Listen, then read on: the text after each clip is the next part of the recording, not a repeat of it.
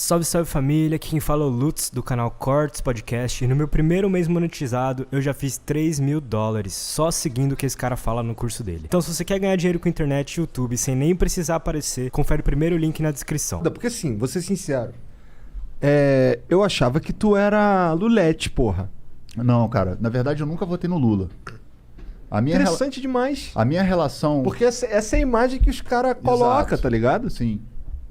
Eu super admiro o Lula como uma pessoa muito inteligente, um cara que tem uma articulação, fala pra caralho. Se ele entrar pra falar aqui no Flow, meu irmão, 2 minutos você tá votando nele.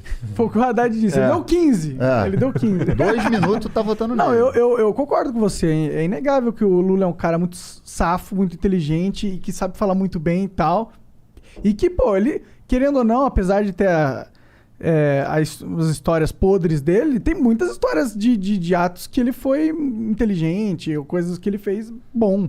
Ele era admirado internacionalmente. Não, ele Obama, ainda é, né? Admirado, muito admirado. Tanto né? que o Papa foi lá, mandou uma carta pra ele. Sim, essa história toda que aconteceu durante a Lava Jato e que agora se tornou mais clara para as pessoas.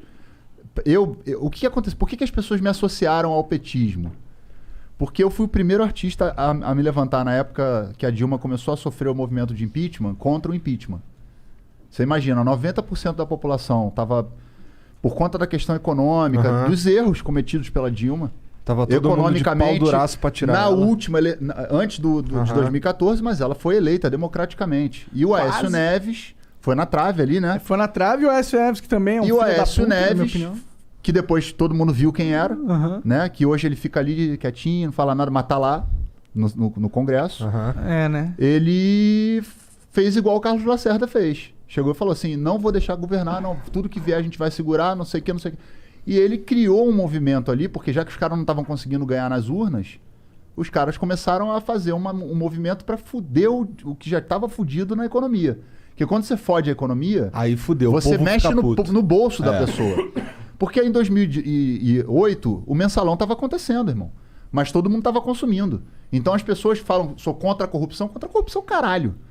Sou contra ficar duro. É contra ficar duro. Porque se tiver entrando dinheiro no bolso e tiver a vida viajando e o caralho, não é contra a corrupção. É um erro. Eu tô falando pra você o seguinte. A questão passa do princípio de que é o seguinte. Qual era o objetivo dos caras? A gente breca a economia, atinge a classe média, que é a grande maioria das pessoas que acabam sendo atingidas, né? No sentido que os pobres já estão fodidos mesmo. E sempre tiveram no Brasil. O PT fez um trabalho O PT fez um trabalho na pirâmide social do Brasil que tem que ser reconhecido. Ele distribuiu renda. Não foi o ideal, mas ajudou bastante gente a se mobilizar. Acho que é bem justo falar isso. Então, assim, tenho críticas ao PT, sempre tive. Fiz músicas críticas na época, mas as pessoas não tinham esse interesse por política, então passou despercebido. Eu fechava a Avenida Paulista aqui sozinho, irmão. Sozinho. E neguinho ficava me zoando no Twitter. Falando, o cara lá, tá lá sozinho, o caralho, 10 pessoas, o caralho. Eu fazia mobilização. Eu ia pra frente do Congresso Nacional fazer protesto sozinho. Sozinho. Eu fiz o Renan Calheiros, que agora tá aí de caralho, bababá. O Renan Calheiros mandou me prender, meu irmão. Em 2007, sei lá. Caralho. Porque eu fiz um laranjal, uma bandeira do Brasil de laranja, na frente do Congresso Nacional, sozinho. Quem me tirou foi o Gabeira e o Chico Alencar. Que chegaram lá e falaram, não vai prender o cara não, vai prender por quê? Que não é a casa do povo? Então o meu envolvimento com política sempre foi crítico. Eu nunca fui tipo, esse cara é Deus, não sei o quê. Eu reconheço as coisas boas que cada um fez. O Fernando Henrique fez coisa boa, pô. Então fala uma coisa boa aí que o Bolsonaro fez. Não, aí ele aí nem os bolsonaristas conseguem. Teve um tempo aí que ele ficou quieto.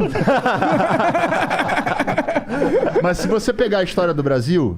Vamos lá. Eu não vou falar do Sarney, porque também o Sarney é outra criatura que é difícil de você... E o Collor também não dá.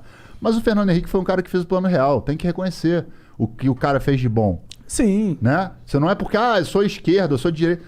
Se for possível olhar para alguma coisa que foi boa, positiva pro Brasil, beleza. O Lula fez muita coisa boa pro Brasil.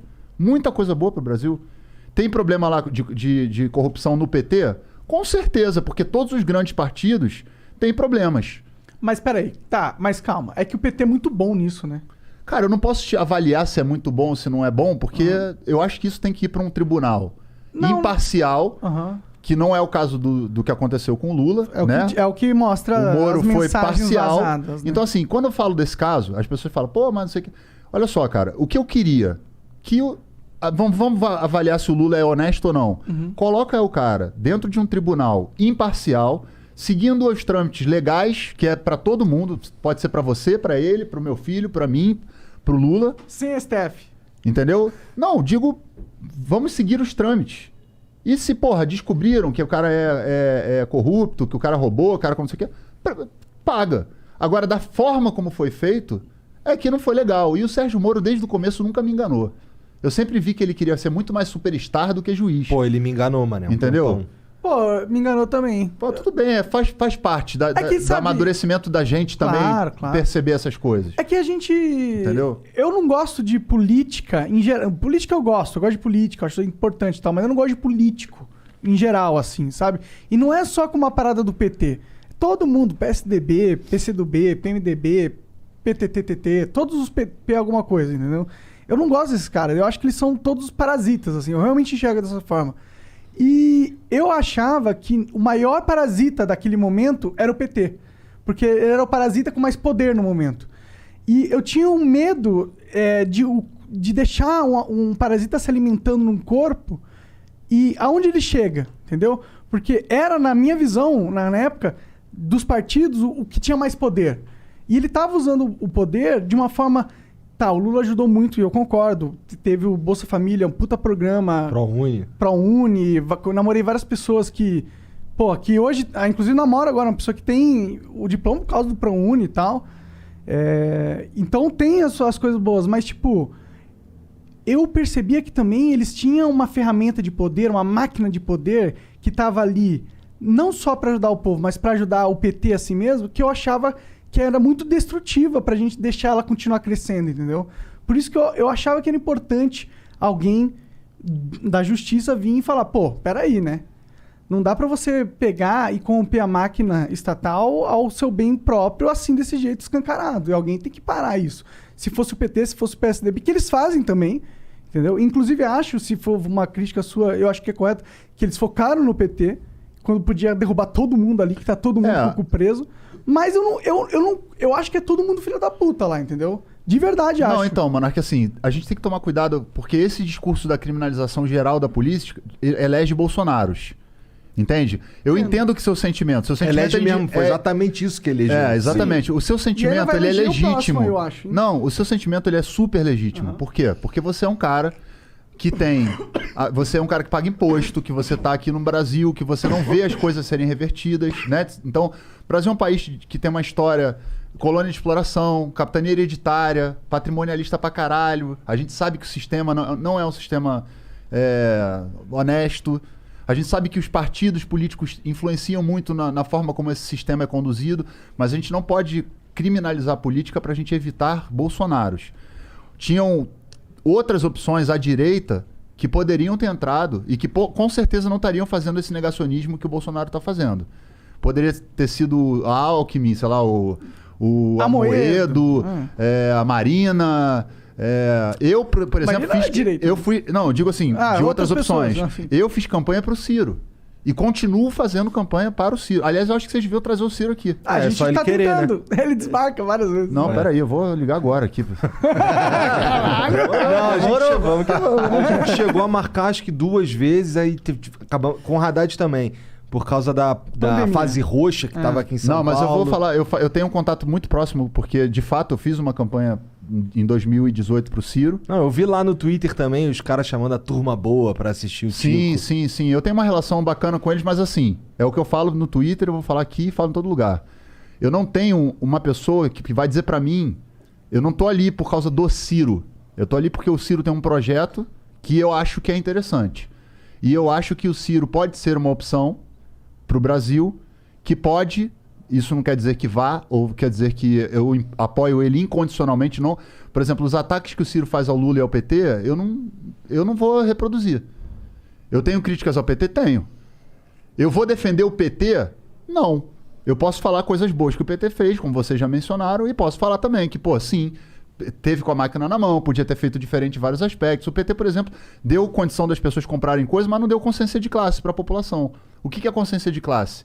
É o cara que ganhou um dinheirinho na época do governo do PT e conseguiu fazer um negócio, andou na pirâmide social, ele chegar e falar assim, porra, não é a meritocracia. Tem toda uma relação política que confabulou de alguma maneira para que eu tivesse um dinheiro e conseguisse consumir. Então, assim, o cara que é de classe média, ele tem que entender que ele está muito distante da pirâmide. Esses caras aqui são latifundiários, donos de banco, gente que tem muito dinheiro, que pode ficar 5 anos numa pandemia viajando o mundo. Foda-se. O cara da classe média, que mesmo que tenha um carro bom, como eu, por exemplo, eu tenho um carro legal, tenho um apartamento financiado, eu tô muito mais próximo dos pobres do que do cara que é o topo da pirâmide. Sim. Só que o cara da classe média no Brasil, ele não entende essa porra, ele acha que ele é pavão e ele é um pombo, sacou? Então ele se comporta como um pavão, mas ele ganha milho de pombo. Então a dificuldade do brasileiro é entender o seguinte, cara, que consciência de classe é você entender em que lugar você tá. Se você tá no meio da pirâmide, você é trabalhador.